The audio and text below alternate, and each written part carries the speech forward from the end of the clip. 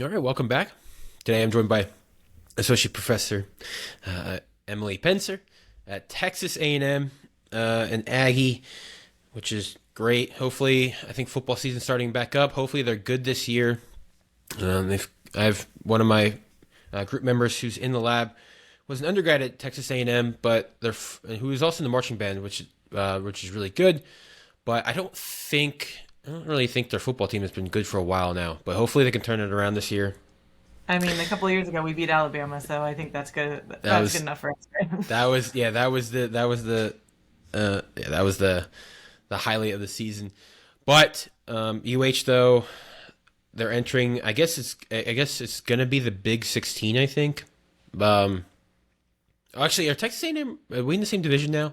I'm actually at a loop with football, honestly. I'm pretty sure we're SEC. So Okay, all right. I'm so out of loop with football, but hopefully UH's football team is also not really. We were ranked last year, I think, but it went downhill pretty quickly last year for the Cougars. But in any case, we're not really here to talk football. We're here to talk chemistry. Um, so, but how are you, Professor Pencer? How was your summer? I'm Did you doing any well. traveling, any conferencing? Yeah. No, summer was great. I had time for vacation and conferences, and it's always fun to travel and hear about other people's research and share what my group is doing. Yeah, excellent. Yeah, so like I mentioned, I guess before we get into your research, perhaps we could start with a little bit about your background, so people on here can get to know you a little bit. I know you went to did you actually your undergraduate at Butler University, which is in Indianapolis. So I can only imagine that you're kind of from that area. A little, Yeah, so I'm from Southern Indiana. I grew up in a town called Bedford. If you know where Indiana University is, it's about 25 miles south of there. But okay, so being from Indiana, I'm more of a basketball person than a football person. So, okay, the Hoosiers. yes, There yeah. you go. Or Butler Bulldogs, yeah. Yeah, there you go. Indiana though, quite a kind of a low key state, honestly. A little bit of. I assume you're from a farmland or a suburbs. Yeah, I mean, the town was about I think 13,000 when I grew up, and we had the Walmart, so it wasn't rural, but it wasn't The definitely wasn't a Walmart. big city. Yeah, but we didn't have the super Walmart, so we weren't that cool. Oh well, that's all right. So how did you? Were you always into STEM though? Always into chemistry and biology, things like that, or how did that begin? Yeah, my dad was actually a junior high science teacher, and so Mm, I always did the science fairs and all of that, but he didn't necessarily push me towards STEM. I think it was just an option, but um, I did a lot of math and science in high school because I found that to be the most challenging. And my lowest grade was in stained glass in high school, so maybe it wasn't the most artistic, and so I liked the math and science. I didn't think they would offer that as a course. I never even heard of staining glass before. Um, Yeah, well, they already Sounds stained interesting the though. Yeah, they already stained it. It was about cutting it and making like a mosaic to put up, but I was not Really? good at it. Okay. Really? Okay. How did that work? I don't. I will tell you. I'll tell you one thing though. I mean, most universities have a glass blower, Mhm. and it is probably the most fascinating thing I've ever seen in my entire life. Though I will admit. I've been there multiple times to fix my my Shlink line. Kind of happens. Kind of breaking Oh, that, but it's yeah, I go in there and I ask him, "Hey, can you fix this?" And he'll let me know. Like within like a second, he can let me know if he could fix the glass or not. It's worth just buying a new one. But in any case, really fascinating.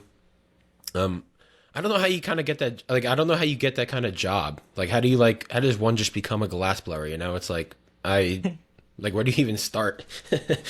um, yeah. I think there's a passion and I think it's pretty challenging too, right? To be a yes, good blower. So I think it's for the love of the game to be a glass blower. right. Um, Now at Butler, did you do any sort of like undergraduate research or anything like that, or? Yeah.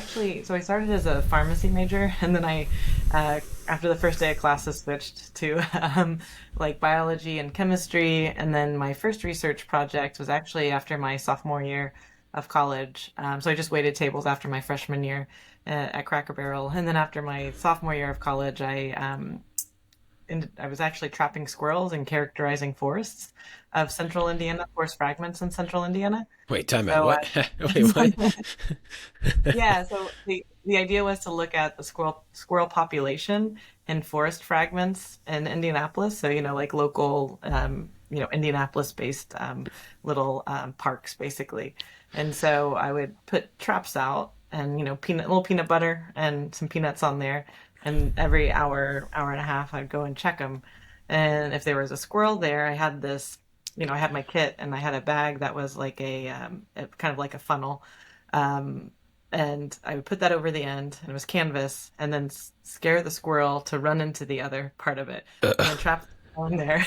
And then I'd weigh it, and I'd see if it was male or female, and judge where it was in the reproductive state based on things. And then I would actually give it little ear tags with numbers, so we would know if we caught the same squirrel multiple times, and Wow. then Okay. yeah, and then like give it a unique fur dye. So we had like striped butt, double striped butt, etc. Um, Wow. someone else would then like basically go out with the camera and a recording device and tried to match squirrel sounds to what their tails did, basically. That's really cool. I never like, especially like, cause I'm like casually into hunting, so I like never knew like how do like people actually know like what an animal population is. I don't know if you were studying that, but I was like, oh, I wonder how people like actually do that. But that Yeah, sounds pretty similar to how they would actually do it though, like just capturing and tagging, I guess. That's really yeah. cool. I mean, it was hot and muggy, and so it taught me maybe I wanted to be a chemist where there's always air conditioning in the lab. Fair. But it taught me a lot about research, and it was a really great experience. I mean, if anything else, it does sound like super. I mean that is hands on as it gets, and like that's really cool, for Yeah, and sure. it actually resulted in my first publication as well. So Wow, that is a flex. I don't. That is definitely a flex for sure. I wish I had that in my. I hope one day I'll have that some type of research like that in my catalog, but I don't think I ever will get there. That's really cool. You actually did that, for sure. Why, really quickly, what was the interest in the squirrels though? Like, why squirrels of all the? because they're urban animals, right, that Okay. are in the wild, and so Okay. it was kind of just an understanding of how far do they travel within a certain there's a big canal, Mm, not a big canal, but there's a canal running through Indianapolis, and so how far up, and there was one female squirrel that just went all over, but all the others stayed very small, so we called her the queen, right? So it was just an understanding of that.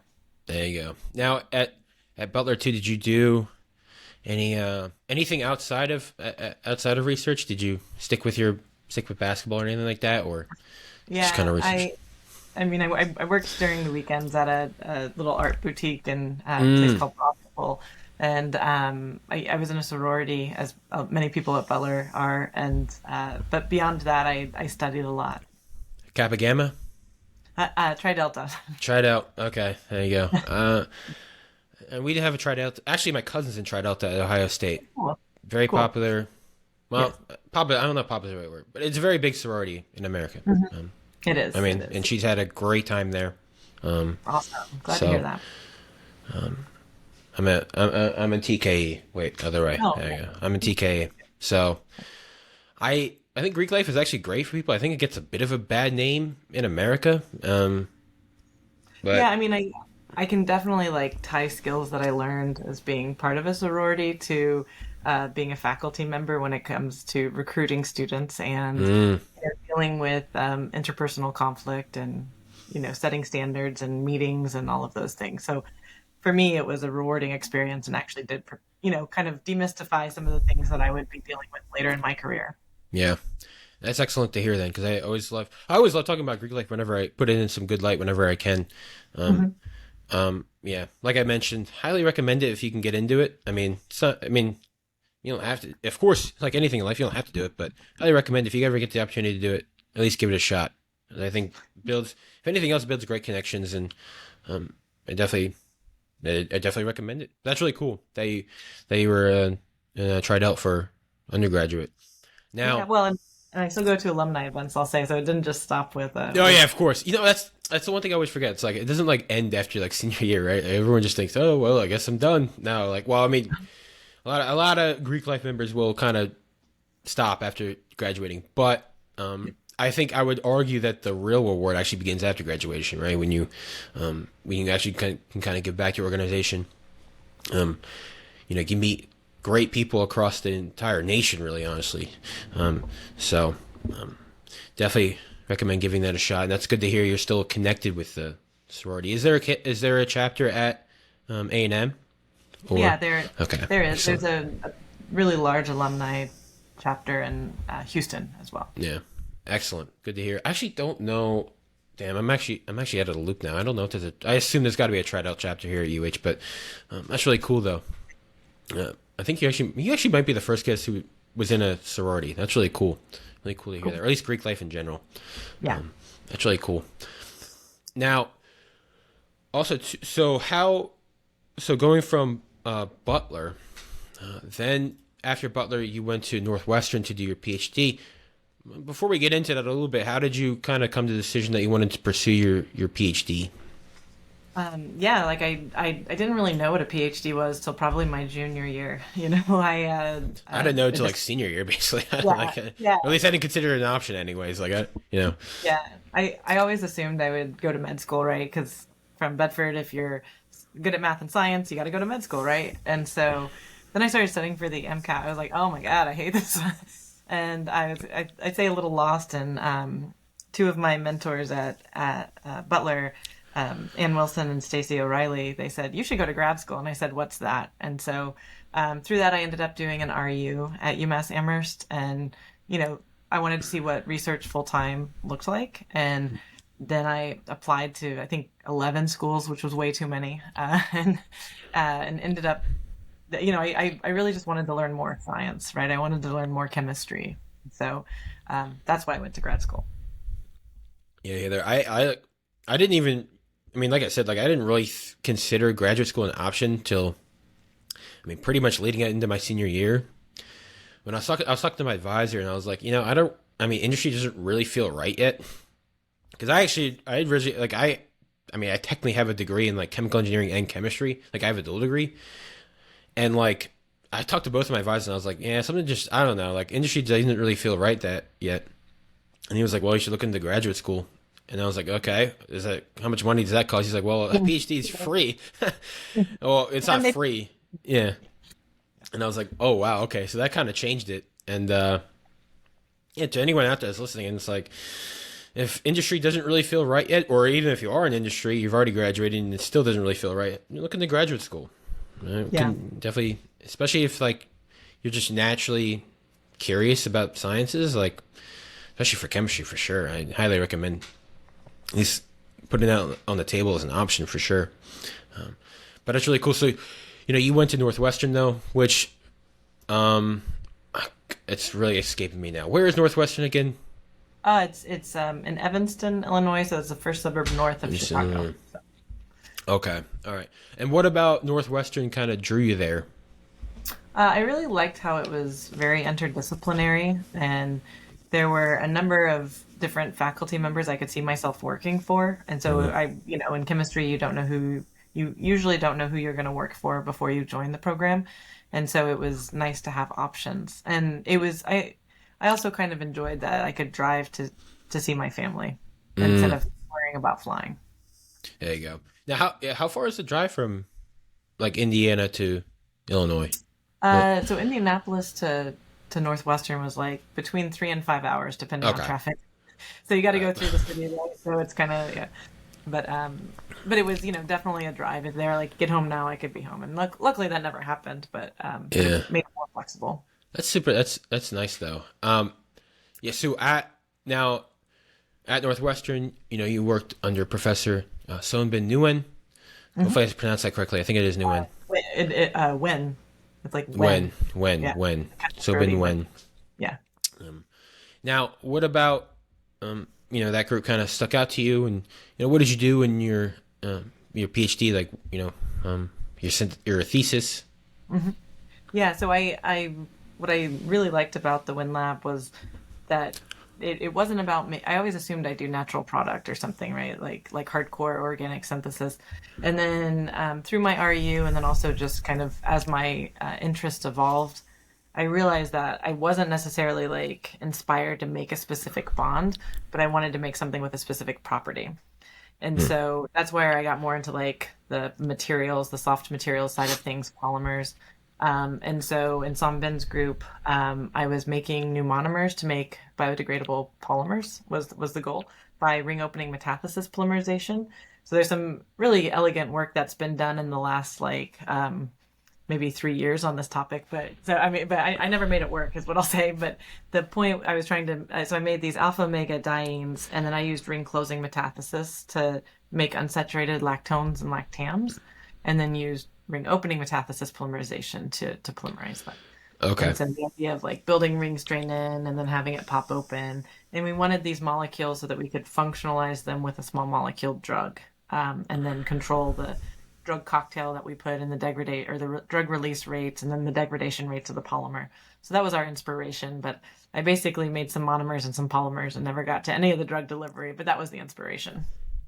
That's really fascinating. I mean, at least nowadays, I mean, certainly that, I mean, was that kind of idea like novel at the time? Because I mean, nowadays, like that is certainly, especially with like I would say like more sustainable polymers. That's definitely like a huge area right now.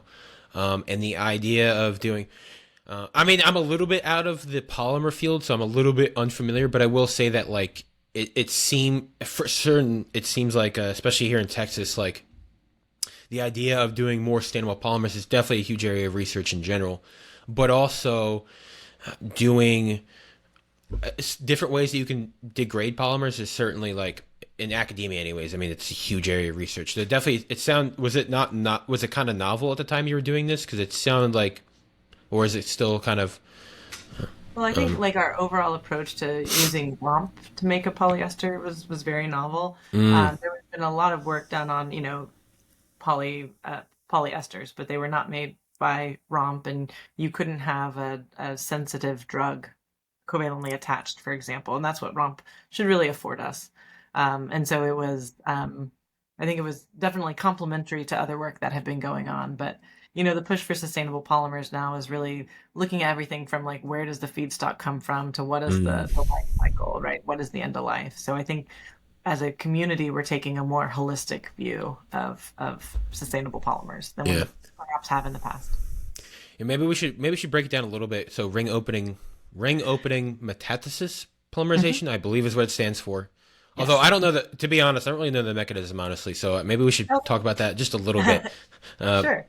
for people, Yeah. because I know people hear us talk about romp and they're like, oh, what the heck is that? So let's talk about that a Yeah. little bit.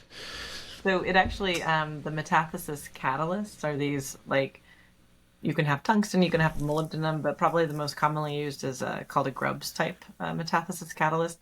So it's a ruthenium atom double bound to a carbon atom, and so that's an alkylidine. And there's some other ligands, but that's the money part, right? And you have another. If you have a cyclic olefin come in, you make a metallocyclobutane, and then you go backwards and you ring open the polymer chain, and then it or ring um, open the ring. Maybe that's what I should say. And then the end of the polymer chain is attached to the ruthenium, and then another monomer comes in, and then the polymer chain grows off of the ruthenium atom.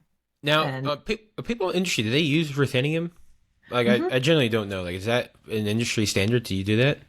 Yeah, I mean, if it can make a bond that you can't make any other way, yes. Right. But of course, we'd Touche. love, yeah, like, of course, we'd love to like be able to do this with like iron, right, instead of ruthenium. Or there's now examples of metal-free romp or MF romp, and Do you with buy that, it? pardon? Do you buy it? It's metal free. Oh yeah, for sure. Yeah, it's really quite nice work. It has to do with photo excitation and Okay. like single electron transfer and all of these things. But it's definitely you can definitely make the same polymers without a metal. But there's some other limitations, right? Okay. Now, what sort of polymers can one do with ring, like at least maybe like what are common strategies to what type of polymers can one make with like ring opening metathesis as opposed to just like normal you know, Yeah. oh my God, I'm trying to think of the polyethylene catalyst. Oh my God, I can't think of the. Oh, the Ziegler-Natta? Yeah, it is. I couldn't think of the name. Yeah, what kind of like because I know like polyethylene, Ziegler, not a type catalyst. So what type of polymers can one make with ring Yeah. opening So tattoos? normally the most canonical example of monomers are based on norbornene or oxonorbornene. So these Mm, are strained bicyclic systems so that as soon as they touch the catalyst, they'll open, right? And so you have that real driving force of the release of ring strain. But what the ruthenium alkylidenes get you that you can't do with like Ziegler-Natta is functional group tolerance. So you can mm, like even have a peptide, and you can do this in water or organic solvent, depending on how you change the ligands. But it's really kind of you can build the functionality into the monomer and then polymerize it, as opposed to perhaps making a polymer and then having to do a functionalization. okay, that's really cool. Now, yeah, that's really cool. One of my group members, they work. Part of my subgroup is in polymers, and I always hear them talk about like polymerizations, and that kind of just I'm like, oh, kind of goes over my head. But Yeah, it's just organic chemistry at a big scale, right? right, It's it is, it's not that complicated, honestly. But I'm glad we have people working on these kind of things. yeah, but It I'll say is really cool. I never had a polymer class, right? And now I teach a polymer Really? class. Yeah, because they didn't offer it at undergrad at the time or in grad school, and Mm, so I kind of had to learn it all. And I was very scared of it to begin with.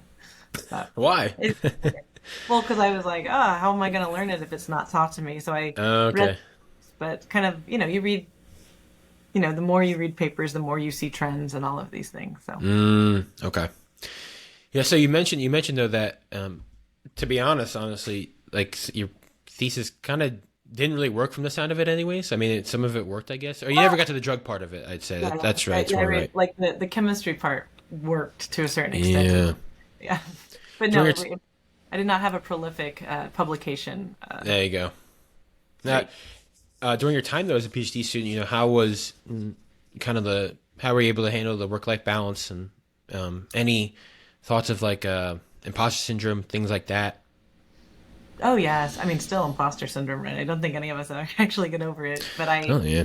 I coming from a small town, coming from a small university, Northwestern was a top 10 program, so I assumed I was gonna like know nothing compared to the other people who maybe went to MIT or Harvard for undergrad, right, etc.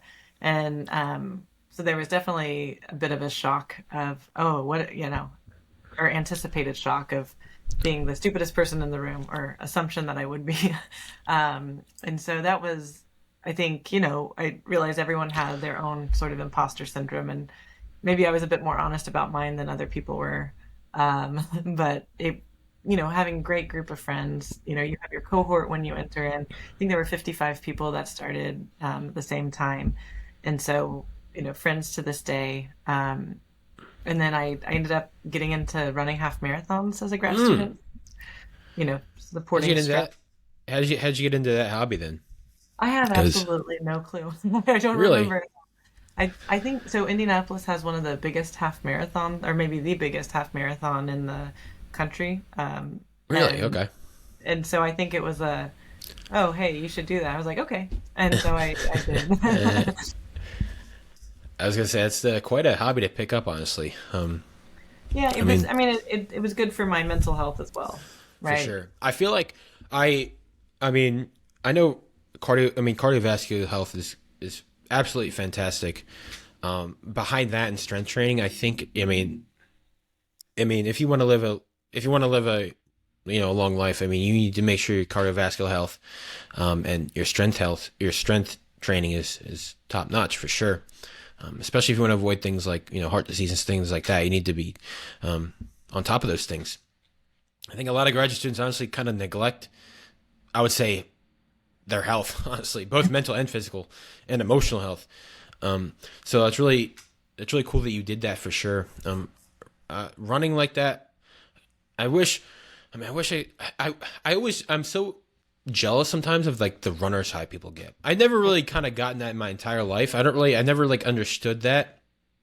I despise having to like go for like more than like a 3 mile run.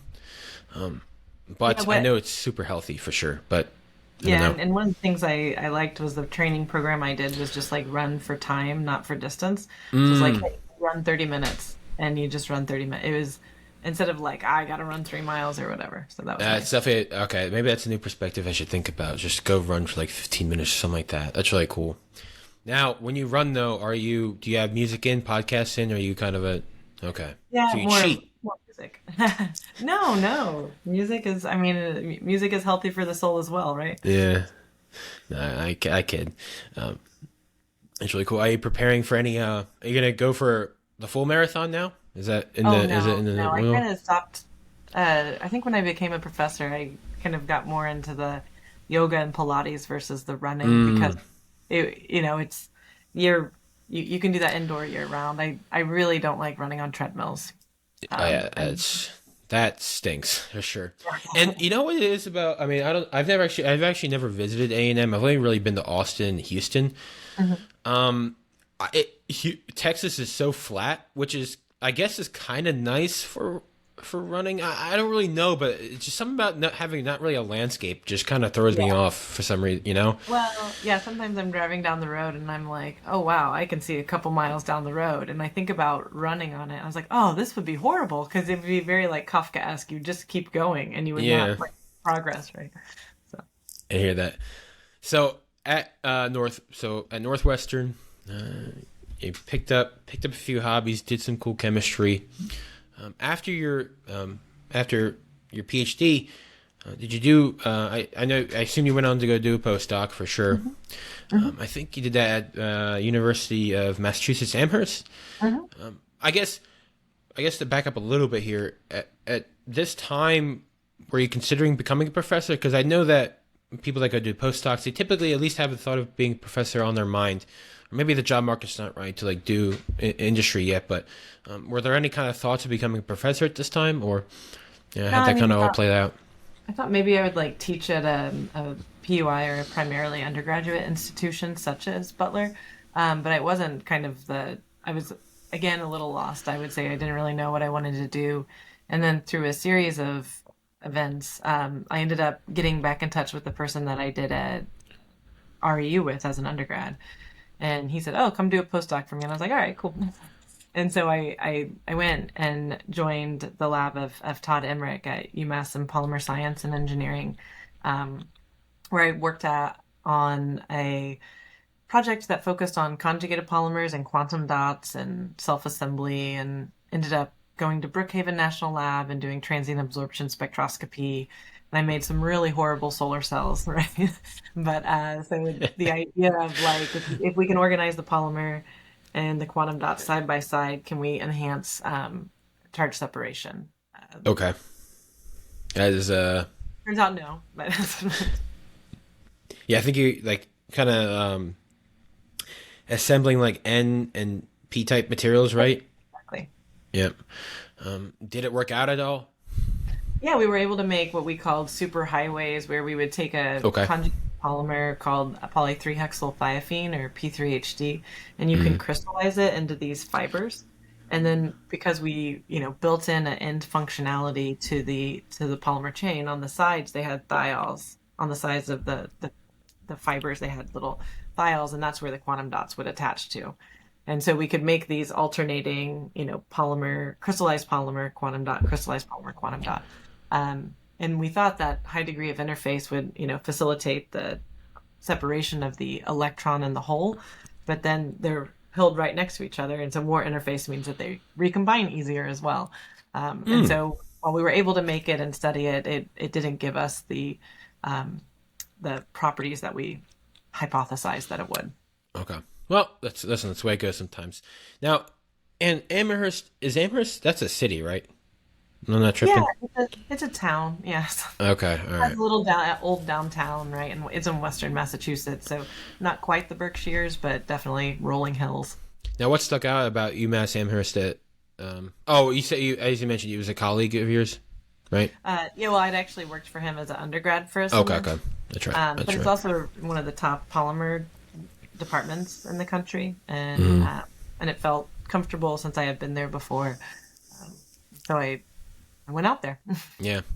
So now now I know you do polymer research, but I guess in general, like, what about polymers that kind of piques your interest? Because it's just, I mean, to be honest, it's kind of a catch-all. Even it's kind of a catch-all. But like, what about it particularly that kind of really fascinates you mostly about it? Because I know you don't really make it necessarily, right? I don't think you really. Do you make? hmm Oh, you do. Yeah, Okay, all right. So never mind. we make Never mind then. polymers, we assemble them, we use them, like we kind of do a lot of random things, is what I say. But I have a big mind map of everything we're working on and how it's connected to each other. It all makes Uh, sense in your head. it does, it does. Maybe not to other people, but yeah, I when it comes to, I think polymers make modern life possible, right? Mm, I think they've also created some problems that we need to address when it comes to plastic waste, for example. But I'm kind of really drawn to understanding how we can use both the synthesis of the materials and the processing to make different structures. And so instead of just like blending two things together where you have, things randomly distributed, what if we can organize these particles within the polymer, for example? And then if we organize the polymers, can we get enhanced mechanical or electrical or thermal properties? So kind of really understanding how synthesis and processing comes together to make an architecture and how does that specific architecture lead impact properties with the idea of doing enhanced performance in a given system. yeah, I hear that. I think yeah, it's definitely. I guess what we can do now is definitely hop into your research now because I think that'll really tie it in really well. I guess. Well, I guess really quickly is that you did were a brief professor at Case Western, hmm and so well, how was the whole experience though of trying to find a faculty job? I mean, did you also too after your postdoc? Is that like I mean, becoming a professor is something that you really wanted to do? Yeah, I remember my postdoc advisor Todd saying, "Hey, you should apply for faculty jobs," and I again was like, "Okay," and he was very supportive of that, and I came up with I enjoy coming up with research ideas. I Mm, enjoy reading the literature, seeing what people have done, what are the limitations of current systems, what are the challenges, and what could be a way that we could make things better or different and see if mm, they're better. And so I submitted like 67 applications all across the country, anywhere that had an opening for a chemistry faculty member. mm. Um, and got 8 interviews and ended up starting at Case Western. And I was like, oh wow, I'm a professor now. So again, it was a little surprising and shocking, I guess, that I was all of a sudden a professor. And and I remember the first manuscript we submitted, I was sitting at my desk and I was like, I felt like looking behind me to be like, is anyone going to read this over before I submit it? Because you're always Eh, before.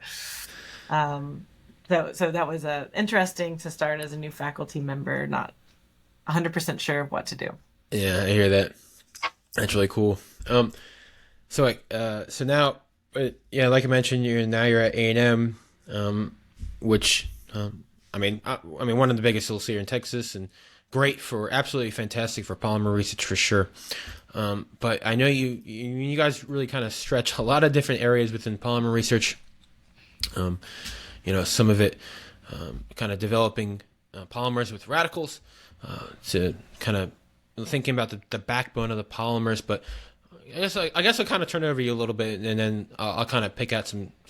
We'll kind of dissect each area of your research, but I guess maybe I should let you. I'll just let the expert kind of talk about the research, and we can dissect it a little bit. Sure. So I'll kind of let you take the floor on this. Okay. Yeah. So on the synthesis side of things, we have both small molecule and polymer synthesis projects going on. So we're synthesizing what are called plastic crystals, Mm, and so these are molecules that are spherical. They're small molecules. They're spherical shape, and then they undergo a solid-solid phase transition, where in the plastic crystal form, the center of mass is in a crystalline lattice, but the molecules have orientational disorder. And then when it becomes a true crystal, the molecules have specific order. And so we're trying to understand how small changes in the molecule impact both delta H and delta S of that transformation.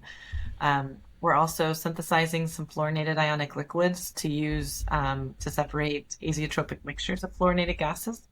So, like spent refrigerants, instead of just, they're high global warming potential gases, you vent them into the air. Each molecule is like a million times worse than CO2.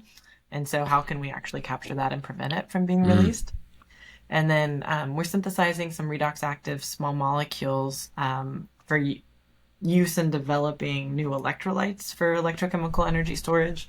And then, as you mentioned, we're also synthesizing some polymers that have pendant redox active groups. So these are things like tempo that you can take an electron from and give back. Mm. And so instead of like using lithium to lithium plus, that redox half, can we do this with the all organic system? So can we use domestically sourced feedstocks? Can we make them lightweight and these batteries lightweight and flexible, for example? Mm. Then we're doing some like hardcore monomer development systems, and we're synthesizing polycarbonates for sustainable polymers, and then using those polycarbonates in our 3D printing work. And so we're doing some additive manufacturing, thinking about how we can make an ink that's kind of like toothpaste that you can just like extrude and print, but how can we make both the matrix, the polymer, as well as the particles that we put into it to make it toothpaste-like? Can those both be functional of some kind, right? Can they have thermal management properties, or can they be, CO2 absorbing? And then most of what we've published in recently has been our work in emulsions. And so we're all familiar with emulsions, right? You make a salad dressing, you made an emulsion. Our claim to, and if you're doing organic synthesis, maybe you don't want an emulsion. But we really view emulsions as a platform to architect new structures.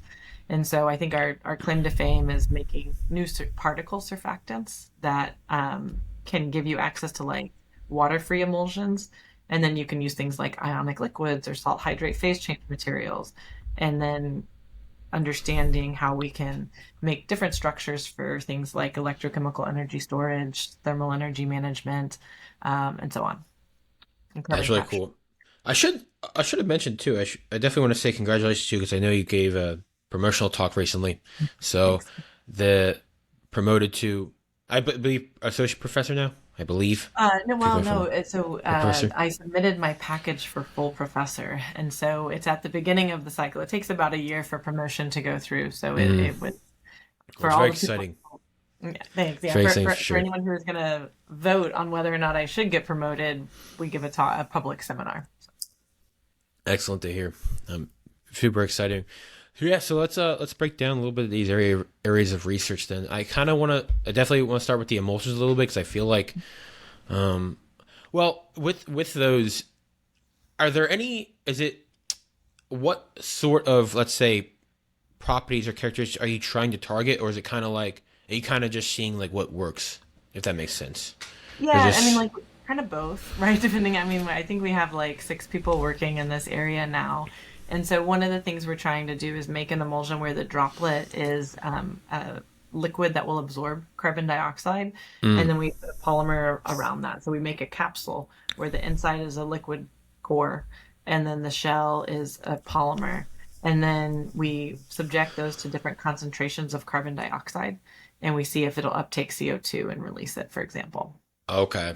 And how has that worked out so far? I don't know. I don't know how. Yeah.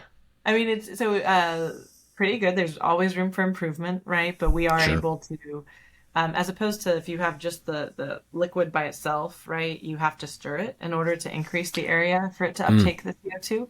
And so with our capsules, we don't have to stir it. And then it also happens quicker with the capsules rather than the stirring.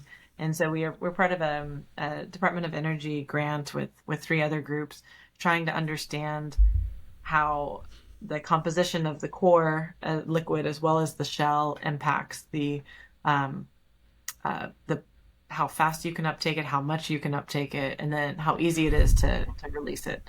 Because you can uptake CO2, but then you still have to do something with it, right? right. I guess what would I guess like what where would one like find these like emulsions or these like to capturing CO2? Like you have to like put these in like water or like organic solvents. Like how does like Like, how So does we, it we work? just do it with gas, right? With CO2. Okay. And so the goal is to be able to do direct air capture. So that would mean if you have, a vial or whatever that's sealed with these capsules in it, we could then take off the cap and it would pull CO2 from the air. And then we would take those capsules somewhere else and we would, heat it up a little or maybe hit it with some microwaves and then CO2 we could capture, we could send it somewhere else. Okay. That's really fascinating. Let's talk about what I'm curious about is let's talk about a little bit the in-depth chemistry here, what's happening, because I don't know anything about CO2 capture. What sort of like properties captures CO2, let's say, to other elements in the air, like obviously oxygen, nitrogen. So like, what is it selective? Like, I don't, like, Yeah. Well, we're trying to make it more selective, right? And so okay. the liquid that we're using, so liquids, right, all the molecules are moving around, right? So there's this transient, what's called free volume, and some liquids have more free volume than others. And then once the CO2 goes in, you get van der Waals interactions that stabilize the CO2 in the liquid until you heat it up and then the molecules move around and then the CO2 can come out. And so with what are called ionic liquids, which are salts that are liquid at room temperature. So these are like butyl methyl imidazolium cation, and then an anion that's pretty bulky, so something like PF6. And those together, they have a pretty high solubility of CO2 compared to other solvents. And so that's a non-selective interaction where it's just the CO2 fits into the liquid. Maybe you increase the viscosity a little bit, but the idea is that CO2 is held in the liquid by these van der Waals interactions.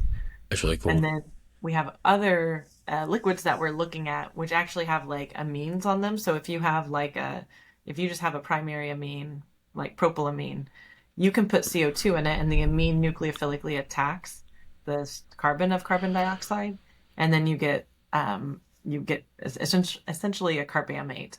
And so that's a type of chem absorption where you actually have a chemical reaction. And then that can go the reverse reaction and give off CO2 when heated.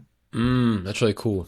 Have you, I don't know, I don't even know how do you, like, something that kind of interests me too is how do you study this? Like, let's say, like, do you know how much CO, like, let's say, like, in a certain environment that you're studying, do you know how much CO2 is in the air and then how much your liquids, like, capture it? Like, do you know? Like, or, okay. Yeah. How does that work?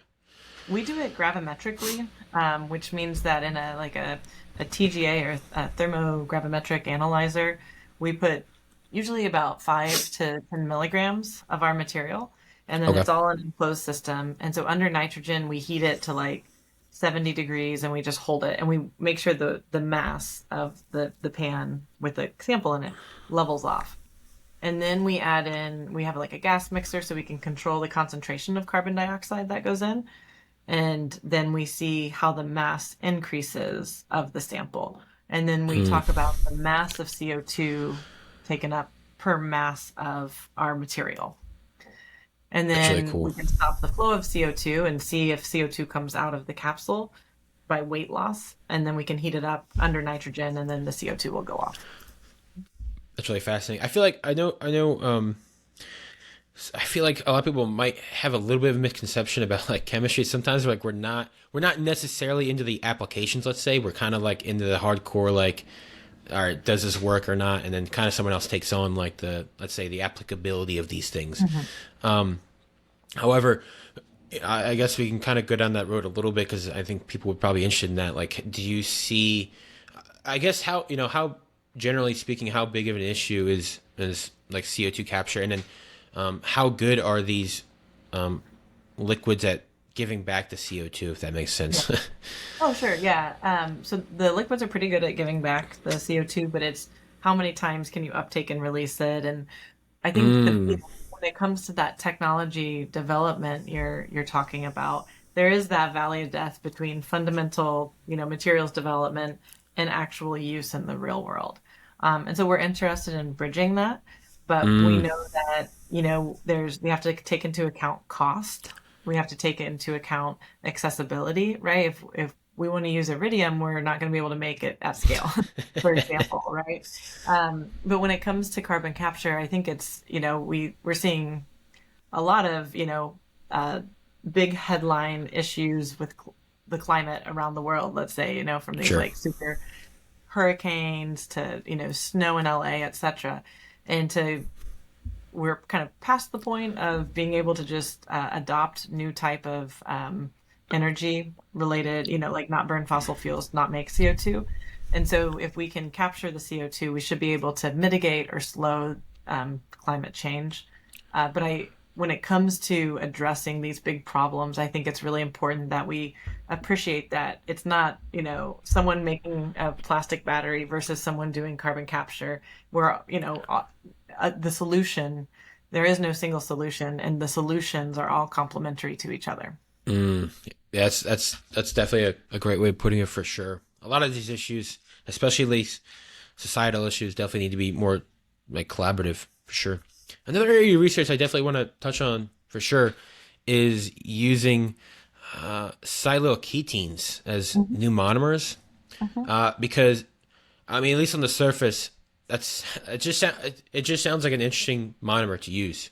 I don't know uh, how you initially got into that, but also like what kind of properties that these polymers give, but also if it's possible to do, is it like copolymerization? So like I'm kind of interested to hear Yeah. about using that as an initiator for sure.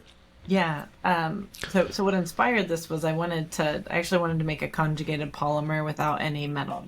Um, and so other people have now done that, not by this route, but that was kind of, I thought big picture what inspired me to start on that project. But these siloketenes, they have what's called a accumulated double bond. So you have a carbon-carbon double bond where one of the carbons is part of a carbon-oxygen double bond. So then Mm, the pi systems are orthogonal, so it's not conjugated. And those are really unstable. You typically make them in solution and react them, but when you have a trialkyl silo group or a aryl silo group on that bottom carbon, you end up, because of hyperconjugation, you get a stable compound that can be isolated. And so we synthesize a bunch of different siloketenes, and then if we selectively polymerize the carbon oxygen double bond, we get what's called a polyketene acetal, and that should be degradable under like acidic conditions. mm. And if we selectively polymerize the carbon carbon double bond, we'll get a polybeta ketone, which you can do a lot of functionalization on. And then if we can perfectly alternate the carbon oxygen and the carbon carbon double bond, we would get this um, polyester. And so we have yet to be able to make big polymers by this method. And so we're really understanding how to essentially activate a ketene to make it a better electrophile, such that another silyl-ketene can act as a nucleophile, and then we can get that chain reaction to go. Mm. And so it's a lot of fundamental work of, oh, what are we making? We're not making a polymer, but the silyl-ketene's disappearing. So what are the small molecules that we're making? And can we use the knowledge of what we're making to change reaction conditions so we do get the polymer? That's really cool. Well, I guess you're not really able to make polymers yet, but I know this is an area of research for you, and you guys will figure this out. But I think what's interesting though is that you're able to kind of essentially control which ones. So you can polymerize the carbon carbon double bond. I guess you can do both carbon carbon and carbon oxygen, or you can kind of do the carbon oxygen bond, right? So the way at least I understand it, you could like selectively choose when you polymerize, or Not yet. That's the okay, goal. that's the goal. That is I what we're hear. inspired to do, but it's kind of a hot mess right now. And so like after it reacts a little Fair. bit, then things, they after it reacts a little bit, there's what's called backbiting, where the end of the polymer chain, because it's such a high local concentration, instead of finding another monomer to react with and grow, it'll backbite, and then it forms some small molecule, quote Yeah. unquote small molecules that are about, 800 to 1,000 ms. I have faith you guys will figure it out, Oh, or at thank least you. I have faith. Now, are see ketenes, especially the siloketenes, seem a bit. I don't know. I again, I'm not listen. Again, I'm not necessarily a polymer research, but it seems like an odd monomer. So like, are ketenes common monomers for like I know maybe not necessarily industry, but in academia, they kind of, I don't know, are people using these things? I have no idea. Yeah, no, I mean, there have been some publications on the polymerization of ketenes. The most recent, I think, is in the 90s. And so it's kind of been it was a curiosity, but because the normal, the alkyl, or the aryl ketenes are so, like, they dimerize and trimerize. So to get a polymer instead of a small molecule was really challenging. And this is where the silyl group gives us enough stability to be able to work with it. But people are really gotten into other accumulated double bonds like allenes and, the polymerization. So these are isoelectric, so they have a similar electronic structure. And so there also the polymerization of isocyanates is known. And there's some carbodiamides that are being polymerized as well. But it's, I think they're interesting little molecules. Yeah. Real quick, do you have to go at 10? Just to make sure. Yeah. Okay. All right. Last question then, because I definitely want to at least touch on the 3D printing, because this is the first time. I mean, 3D printing was like kind of coming up big as I was going through undergraduate. Yeah. But that's super fascinating. So I just want to touch on it just a little bit. Your 3D printing area and kind of what your area of research is and for that. Yeah, I mean, this is I think, a lot of chemists are working in 3D printing, but they're working on what's called a vat polymerization, where you have like liquid monomer and you use lasers to, specifically excite certain areas. So polymerization actually happens. So then like your structure, you could pull it up, right? And it's the Eiffel Tower or whatever, and it's really cute and pretty. So chemists are doing a lot of amazing things there. We're actually doing a type of printing that's called extrusion-based printing or direct ink writing. And this is where you do a lot of rheology to understand if a system is shear thinning or thixotropic. So can you push it out of a syringe? And then after you push it out, does what you push out hold its shape? And so this is an area where a lot of engineers have heavily kind of invested in, you can 3D print cement in this way, right? And so what we're trying to take as a chemist approach is thinking not just let's buy a commodity polymer, but can we build a polymer and so this is what we're doing with the polycarbonates. Can we build a polymer that's a block copolymer? And then so we built in the chemistry there. And then as you print it, can you also use that processing to impact the shape that you're making? And not just the printed shape, but the phase separation of the polymer as well. So all the way from the atomic level to the microstructure to the macrostructure. That's really a fascinating idea. I look forward to seeing that. But Professor Pentzer, I want to thank you so much for coming on the podcast today. It was super pleasant talking with you and hearing about your research. I'm super excited to see what comes out of your lab over the next, hopefully a lot of years to come. I think it's super, super fascinating. So thank you. Yeah, thank you, Aiden. Nice to meet you. All righty, guys. See ya.